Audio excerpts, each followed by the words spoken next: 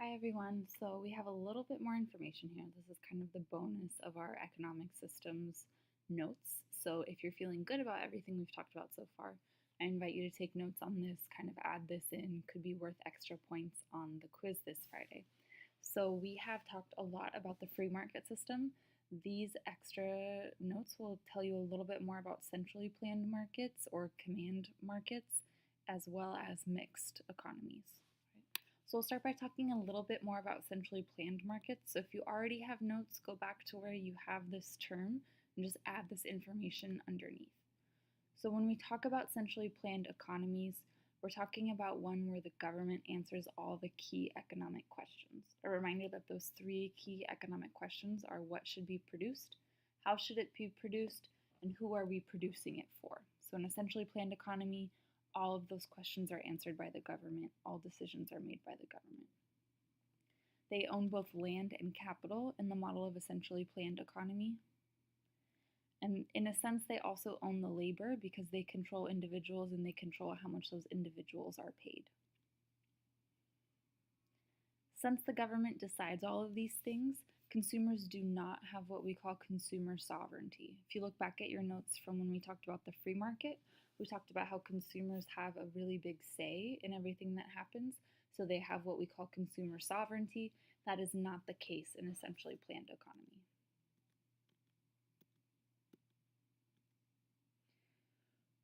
When we talk about centrally planned economies, a lot of times questions about communism and socialism come up, so just a quick distinction between the two. Socialism can be defined as the social and political philosophy based on the belief that democratic means should be used to distribute wealth evenly to society.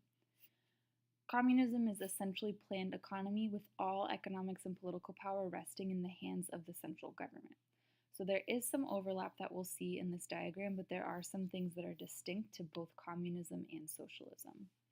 So communism believes that a socialist society can only come about through a violent revolution. That is something that is distinct to communism and is not shared with socialism. A communist government is also authoritarian, meaning they require strict obedience from their citizens and don't allow individuals freedom of judgment and action. So it's more than just an economic model, it becomes kind of a way of life, an entire government system or ethos. On the other hand, socialism distinctly has the idea, like we said, that democratic means should be used to distribute wealth. Societies in socialism are democratic, but require a high degree of central planning to achieve economic equality. So social standards-wise, they are democracies, but there is a high level of government involvement in order to achieve that economic equality. What the two share is the idea that you can only really have equity when there's economic equality. So saying that it's not enough to give people similar political rights, it's not enough to give them similar social standing, you really have to give them economic equality in order to fully achieve equity. Soviet Union is probably one of the most famous examples of this centrally planned economy. The former Soviet Union came out of two revolutions in Russia. In 1917, Tsar Nicholas II was overthrown, then they set up a republican government, and then that government was overthrown by a group called the Bolsheviks, led by Vladimir Lenin. This group, the Bolsheviks, led a centrally planned government and lasted until the fall of the Soviet Union in 1991.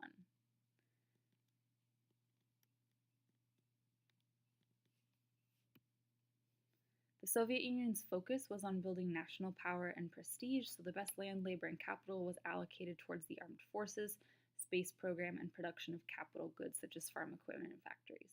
So they really focused all their efforts, all their resources into defense, into the space program, and into farm equipment and factories, meaning that some other things were left behind in that focus. This government also opened large government-owned farms called collectives, which were large farms leased from the government to groups of peasant farmers. So the farmers managed the operations of the collective, but they still were under direction of the government to grow what the government told them to grow. Government also established how much each collective had to grow and where the things that they grew would be distributed. Farmers were then paid by either a portion of what they grew or an income from the sale. So it was technically them in charge of the farm, but mostly just doing the labor, not any of the decision making.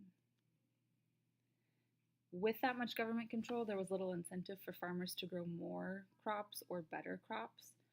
They knew that they were going to make the same amount no matter what. They weren't really given the space to innovate, so they didn't really have any incentive to do better or to reach kind of new ground.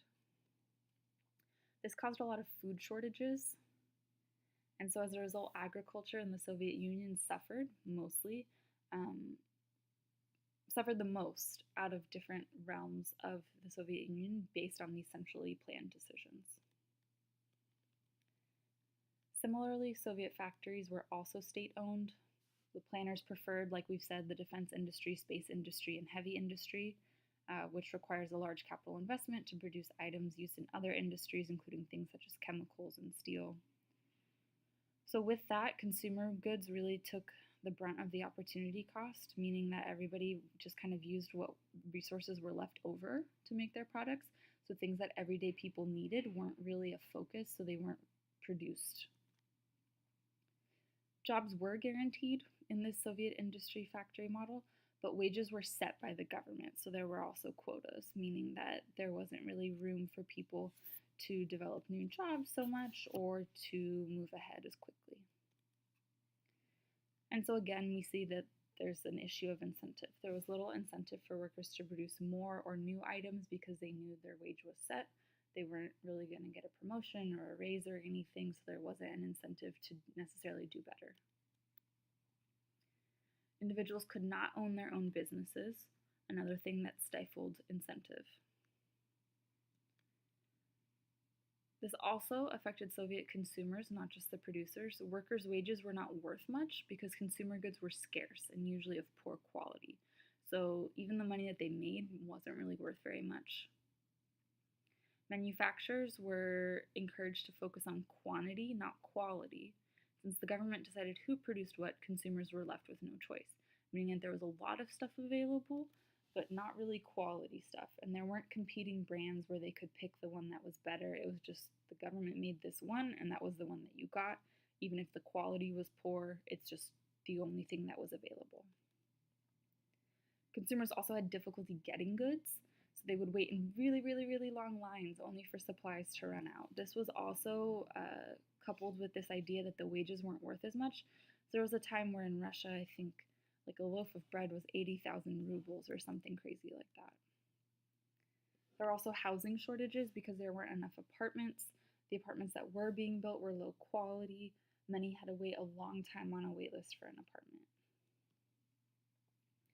So we've already seen some issues come up, but just to reemphasize some of the problems of centrally planned economies and some of the positives. There are some positives, right? It can jumpstart certain industries, like we saw all that focus put on the space industry was a huge boon for the Soviet Union. It also guarantees jobs and incomes. But overall, we haven't really seen successful examples of centrally planned economies. We usually tend to see poor quality goods, like we talked about the focus of quantity over quality, serious shortages of important goods and services, lack of incentive and progress, huge government bureaucracy required to maintain it, so lots of paperwork, lots of levels of government, lots of intricacies, individual freedoms sacrificed for the goals of the society. In modern economies, we tend to see something a little bit different. We've seen the rise of mixed economies rather than these centrally planned economies or strictly free market economies. Over time, most countries' economies have evolved into mixed economies with some laissez-faire, that idea of being hands-off, lack of government intervention. With the mixed economy, we do see some government intervention because there are some needs that the free market alone can't meet, such as national defense, education, mass transit, things like that, where the cycle that we talked about of firms and households with the factor market and the product market, those will not naturally satisfy the need for national defense, education, and transit.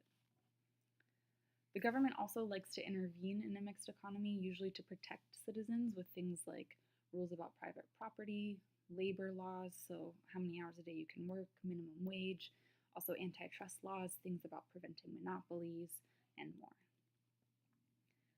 Again, different societies have different values and goals about whether or what they want their economy to achieve, and then based on that goal, it can either be better met by a free market or this more mixed market with a little bit of government intervention. We want to now examine the circular flow model of a mixed economy. We talked about the circular flow before of a free market economy. Mixed economy will look similar, but with the addition of the government. So since the government is a part of our modern economy, we really have to see where that fits into this model of the economy. So here we can see we still have, sorry, it's a little bit blurry, we still have households and firms, we still have the product market, and we still have the factor market with the money flow and everything. But here we see the government's really in the middle of it, also expending money on the firms, on the households, taxes are coming in from both sides, government-owned factors are coming in on both sides. So to describe the involvement that we can see in this chart of how the government is involved in a mixed economy, we first look at the government in the factor market. So the government will purchase land, labor, and capital from households. This could look like purchasing land for government use. It could look like employing someone to be a part of the government and then paying them. And in the product market, the government produces things like buildings, office supplies. They also provide things like roads or schools. So those goods that we need to keep the product market moving. And then in terms of transfer of money with the government involved in this model, we see that money is transferred from workers and businesses to the government in the form of taxes. So when we pay taxes, we are giving them money to then receive back those goods and services like the roads and schools that we talked about. Money is also transferred from the government to workers and businesses through things like disability insurance and Social Security. To wrap up, a few examples of economies in our world today, so one of each type. First, an example of a centrally planned economy, we have North Korea, where the government owns all of the property and output. Almost all imports are banned, meaning that they can't really buy things from other countries and bring it into North Korea, and goods and services must come from North Korean companies. An example of a mixed, but still mostly centrally planned economy would be China. In China, the government owns at least part of 75% of all industries. So we see it's not a full ownership, but it is a large majority. They are, however, transitioning to more private ownership, meaning that the government-owned firms would be sold to individuals. And then another example of a mixed but mostly free market would be Hong Kong, where the government still protects private property but doesn't really interfere much in the market other than that. So they really highly encourage foreign investment, and there's really no barriers to international trade, international banking. We see kind of a freer flow of money. So these are examples of centrally planned, mixed leaning towards centrally planned, and mixed leaning towards free market economies. And that's it for your bonus material.